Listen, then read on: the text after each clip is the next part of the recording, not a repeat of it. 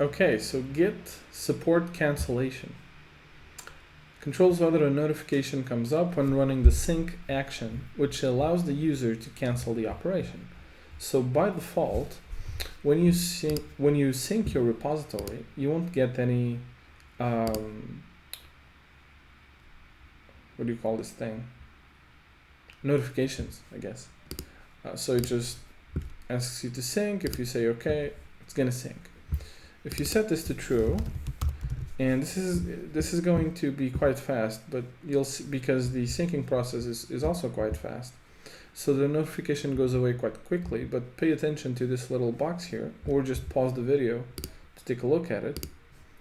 And notice that you have a cancel button right there, right? So it allows you to cancel the operation.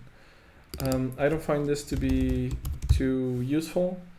Usually if I decide to sync, it's gonna sync.